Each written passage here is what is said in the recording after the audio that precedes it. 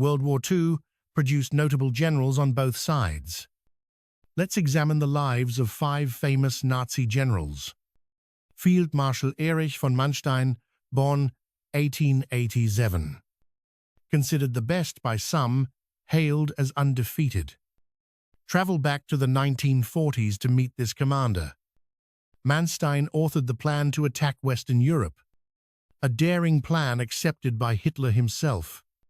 The attack feigned north through France and Netherlands. The main attack pierced the Ardennes forest. Allies considered the Ardennes impassable for tanks. Germans advanced north, cutting off Allied forces. Manstein's plan led to a swift German victory. Manstein was promoted to general and knighted. He was considered a dangerous foe by the Soviets. Soviet general noted Manstein's cunning and danger. Soviet memoirs praised Manstein after the war. He was trusted to lead key operations on the Eastern Front. In 1941, his corps advanced 315 kilometers. They penetrated deep into Soviet lines. His forces repelled fierce Soviet counterattacks. He besieged Sevastopol, inflicting heavy losses. Sevastopol fell a strategic loss for the Soviets. Hitler promoted him to field marshal for this victory. He besieged Leningrad, isolating the city. Leningrad was relieved in 1944. He attempted to relieve the Sixth Army at Stalingrad. The attack forced retreat, halting the advance to Stalingrad. Analysts suggest a different strategy could have averted defeat. Stalingrad became a turning point in World War II. The recapture of Kharkov in 1943 was key. The counterattack saved the German front from collapse. It shattered Soviet reserves and regained territory. The Soviet Air Force suffered heavy losses, 46,000 casualties and 14,000 captured. 600 tanks and 1,200 artillery pieces were seized. For this victory, he was decorated. He then commanded the Southern Army Group in the Kursk battle in 1943. His army achieved notable results. Zhukov mentioned this army with respect in his memoirs. One general considered Kursk a German victory, though the offensive ended on July 13th. He protested the halt, believing reserves could still advance. Soviet reserves were depleted. Military experts doubted a German victory if the offensive continued past July 13th. In 1943, a defensive line was built along the Dnieper River. He was forbidden from retreating and forced to hold Kharkov. Heavy losses ensued. Over 1.6 million casualties and 4,200 tanks were lost. His army suffered less, but the losses crippled German war efforts.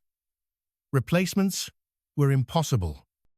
In November 1944, he argued the Dnieper line was untenable.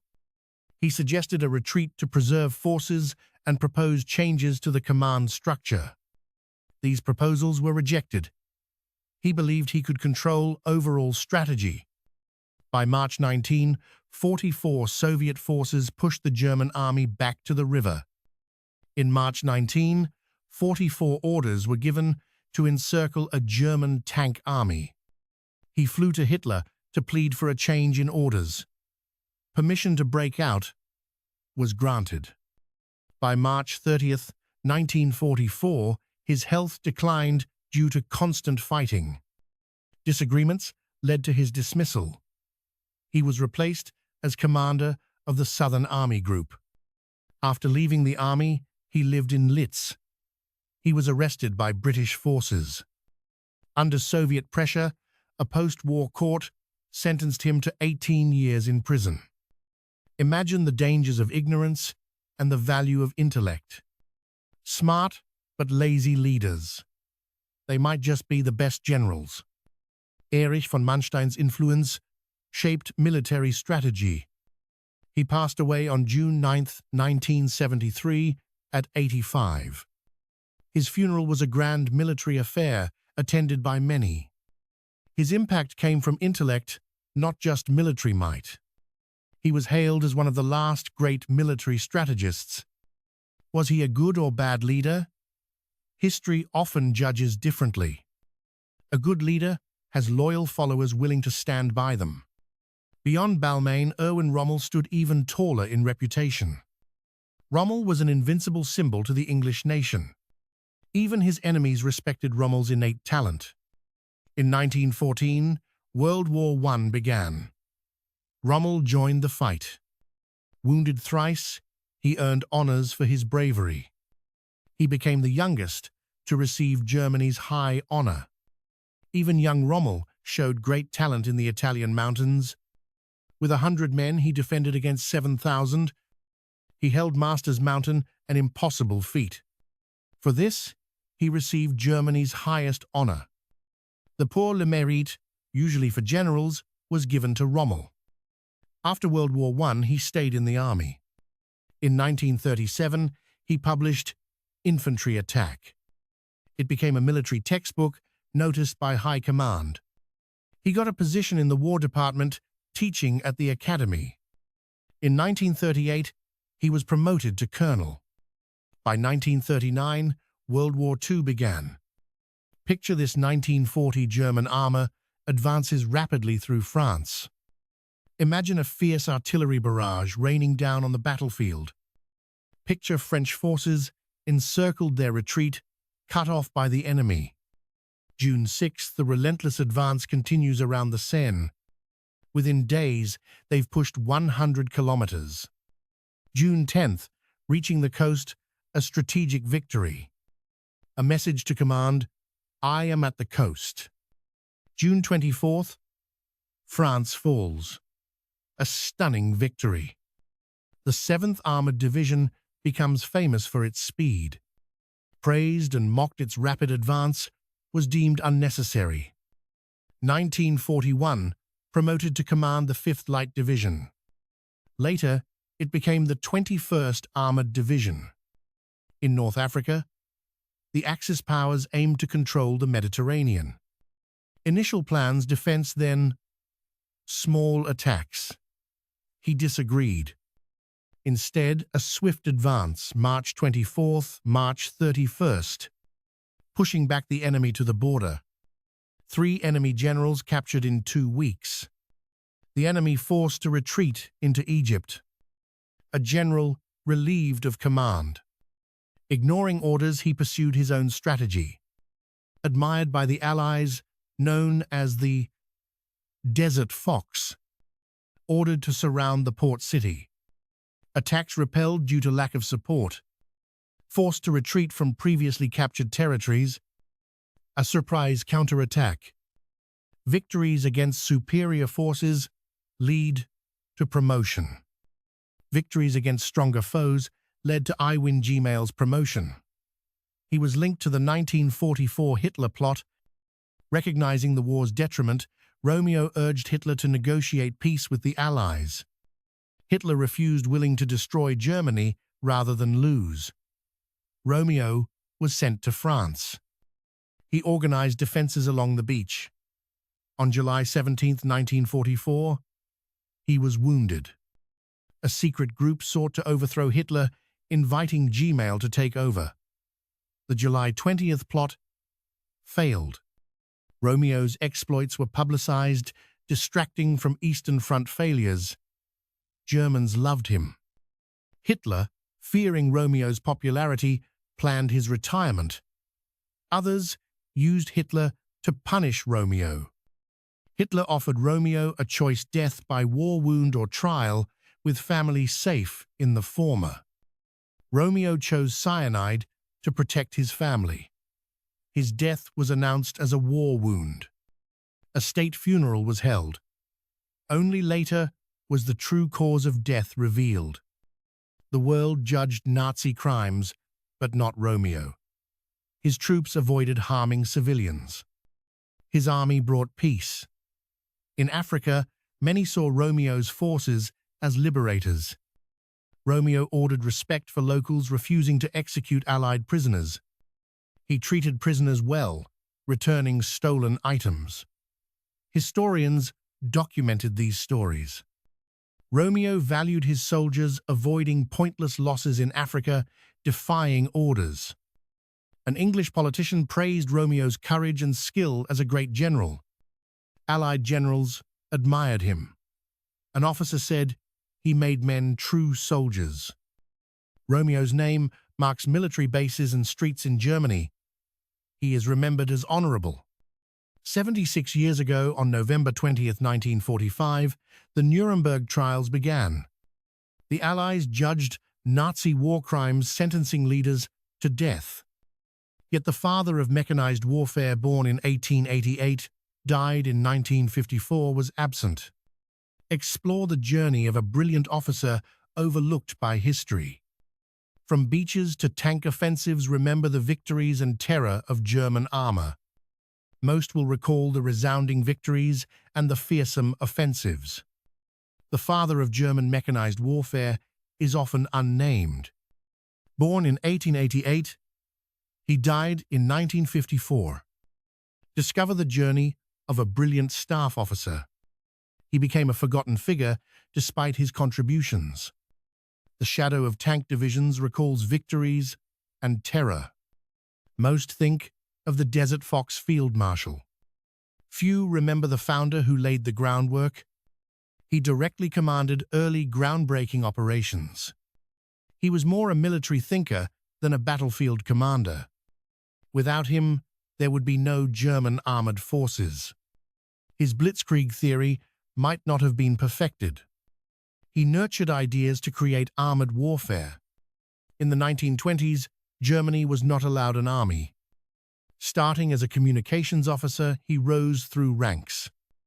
He became a logistics officer, then a staff officer. He understood the importance of logistics and modernization. Defeat in World War I left many Germans bitter. They felt betrayed by internal weakness. Harsh terms fueled political extremism. He accessed studies on tanks from victorious powers. By 1929, he advocated for tank reorganization. Tanks should be core units with infantry support. All tanks needed radios for communication. Traditionalists opposed his ideas. Imagine the scene: initial contact, a strategic alliance formed to corner the French forces. Victory followed. He received the rank of general, a title well deserved. But fate had other plans. The early Nazi victories in the Soviet Union seemed unstoppable. By autumn of 1941, supply shortages and Hitler's shifting orders took their toll. The Red Army's fierce resistance slowed the advance. Reality began to bite. One man seeing the truth became a thorn in Hitler's side.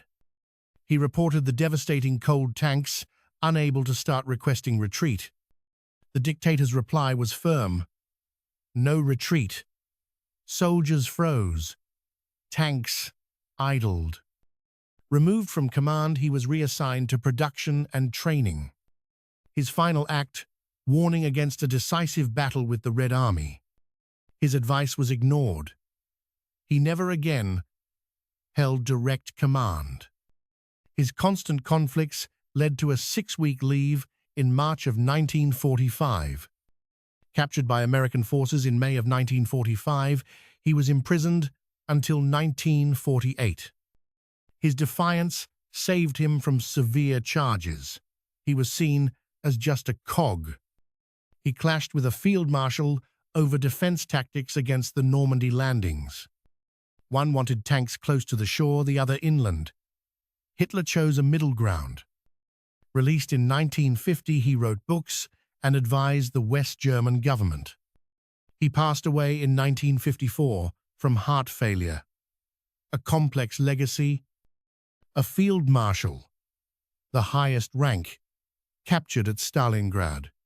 But his fate would twist. The Red Army didn't execute him.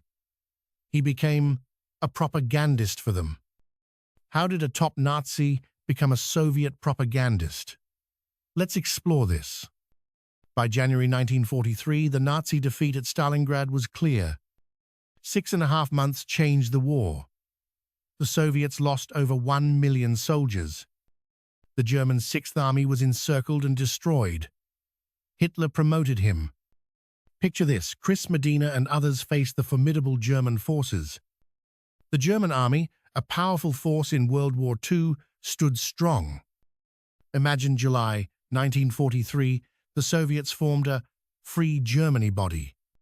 The Soviets needed a famous German, someone like Field Marshal Paulus. Contemporaries saw Paulus as responsible and thoughtful, yet flawed. He helped plan Operation Barbarossa, the invasion of the Soviet Union. Before Stalingrad, Paulus was a desk man far from the front lines. Making Paulus commander in 1942 proved a fatal error. Paulus had weaknesses, blind faith, and refusal to commit suicide. He was the first officer to refuse a leader's suicide order. Even as a prisoner, Paulus remained a socialist, they said. Initially, Paulus condemned the anti-Nazi German alliance. Soviet psychological tactics changed Paulus's perspective over time. His friend General Vasilevsky was involved in a plot against Hitler. This influenced Paulus, who began to see himself as a pawn. On August 8, 1944, he spoke on German radio. He told soldiers the war was over and Germany must renounce Hitler. This was Paulus's first, but not last, anti-Hitler speech. He joined the League of German Officers, urging Germans to resist. Paulus later made strong anti-fascist statements. Paulus worked for the Soviet government and consulted on a Stalingrad film. After Stalin's death, Paulus moved to East Germany and died in 1957. Born in 1890, Paulus briefly studied law before joining the army. He married Elena Rossetti in 1912 and served in World War I. Paulus rose through the ranks, becoming a major by war's end. He held various commands before becoming Chief of Staff in 1935. Picture this: emergency landings were the only way to get supplies. The Soviets offered a chance to surrender to the German forces. Torn between duty and saving his men, a leader faced a dilemma. 8,000 wounded soldiers lacked supplies. Collapse was near. A request to surrender was denied, the order fight to the last man. Reinforcements promised in 24 hours, a desperate hope. Promotions rained down, hoping to inspire glorious sacrifice. A grim game fight to the death. The enemy crushed German wings. 91,000 Germans, including 24 generals, suffered. They took blankets soaked in blood to fight the -20-degree cold. They marched across the ice towards prisoner camps. Only a fraction of an army remained after heavy losses. The dictator berated his generals for their failures. One commander took his own life in despair. A call to remove the leader marked a turning point. The battle marked a turning point in the war. After the war, he testified and was later released. Survivors returned home, but only a few remained. He became a police inspector and lived until 1957. 76 years later, the regime was collapsing. The war would end soon, but many questions remained. Why didn't the English reach Berlin first? Propaganda played a role. The final act of propaganda in World War II. By February 1945, the tide had turned. 6 months after the landings, progress was significant. But defeat loomed. Industries were shattered, resources dwindled. Artificial oil production faltered under attacks. No fuel, no takeoff. Aircraft lay idle, awaiting destruction. Armor was equally vulnerable. Classic tank battles saw defeats against Soviet 34 tanks. Formidable tank divisions lost their strength. Fuel was vital for defense. Late February 19, 45 Allied forces crossed the Rhine. March 7th, key bridgeheads were secured by Allied divisions. General Patton advanced to Frankfurt. British and Canadian forces advanced. Albert Speer noted, collapse within 4 to 8 weeks was certain. Chaos engulfed the headquarters. British and Canadian forces advanced. They controlled the region, advancing to the Elbe in central Germany. April 11th, U.S. troops at Magdeburg, 100 kilometers from Berlin. Berlin was defended by few rookie divisions. The Red Army advanced. The Red Army focused on securing Eastern Europe, a protective belt. A desperate card Prime Minister Winston Churchill and military leaders. They lamented the Red Army's advance into Berlin for symbolic reasons. Few agreed it repaid the immense sacrifices of the Soviet people. William Hill suggested the Allies wanted to bisect Germany. They aimed to limit risks from a resurgent power. He wanted to avoid losses. Intelligence spoke of a fortress in the mountains. Hitler would command. A mountain retreat overseen by Himmler, impenetrable, heavily defended. The regime would reorganize, manufacture weapons, store food. A new army of guerrilla fighters would liberate Germany. Eisenhower hesitated.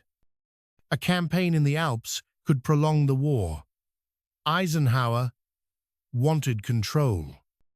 The report was a myth. Allied intelligence was deceived. Propaganda.